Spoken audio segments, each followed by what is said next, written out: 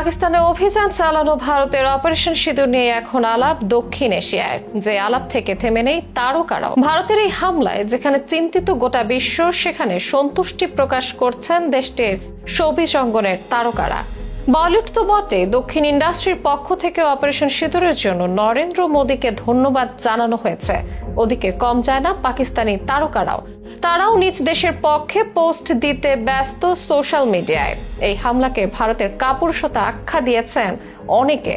এদিকে দুই দেশের কিছু কিছু তারকার কণ্ঠে আবার মিশ্র সুর, ভিন্ন প্রতিক্রিয়া। তাদের কেউ বলছেন যুদ্ধ মানে মুনাফার খেলা, কারো মতে যুদ্ধ কোনো দিক থেকে উচিত নয়।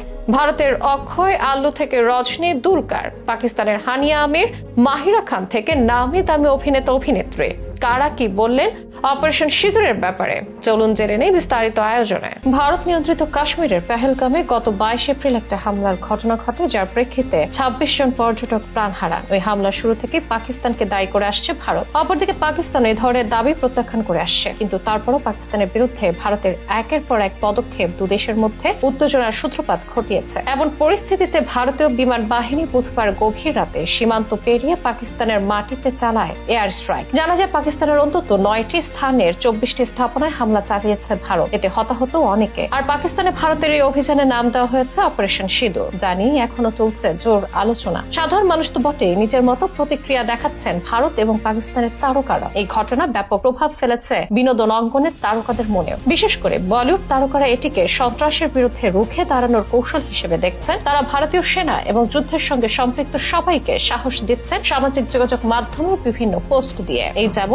দক্ষিণ অভিনেতা আল্লু অর্জুন এই অভিযানকে সমর্থন করে লিখেছেন, ন্যায় বিচার প্রতিষ্ঠিত হোক, জয় হিন্দ। অন্যদিকে বলিউড তারকা অক্ষয় কুমার লিখেছেন, জয় হিন্দ, জয় মহাকাল। অভিনেত্রী নির্মাতা কঙ্গনা রানাওয়াত ভারতের এই অভিযানকে সমর্থন দিয়ে লিখেছেন, ভারত মাতা কি জয়। সন্ত্রাসের প্রতি কোনো সহনশীলতা নয়। দক্ষিণী নামে সুপারস্টার রজনীকান্ত বলেছেন, যোদ্ধা লড়াই শুরু হলো, মিশন শেষ না হওয়া পর্যন্ত থামবে না। মোদীজি, গোটা দেশ আপনার সঙ্গে রয়েছে। তরুণ নায়িকা রাকুল প্রীত ভারতীয় যোদ্ধাদের লক্ষ্য করে লিখেছেন, আমাদের বীরদের অতুলনীয় সাহসের জন্য স্যালুট জানাই। এমন আরো অনেকেই দেখা গেছে মোদীর গুণগান গাইতে এবং অপারেশন সিঁদুরকে সমর্থন যোগাতে। সে তালিকায় দুলকার সালমান, মহেশ বাবুর মতো তারকাদেরও নাম আছে। অভিনেতা রিতেশ দেশমুখ ভারতীয় সেনার জয় জয়কার করেছেন। এক্স হ্যান্ডেলে লিখেছেন, জয় হিন্দ কি সেনা, ভারত মাতা কি জয়। বলিউডের প্রায় সব তারকারই মোদীর পক্ষে সাফাই গেয়েছেন। অন্যদিকে পাকিস্তানি তারকাদের ভাষ্য আবার আলাদা। পাকিস্তানে ভারতের এই হামলাকে কাপুরুষোচিত বলে উল্লেখ করেছেন দেশটির জনপ্রিয় অভিনেত্রী হানিয়া আমির এবং মাহিরা খান। শেষ রাতে ভারতের এই হামলার প্রতিবাদ করে ইনস্টাগ্রাম স্টোরিতে মাহিরা লিখেছেন, এটি প্রকৃত অর্থেই কাপুরুষোচিত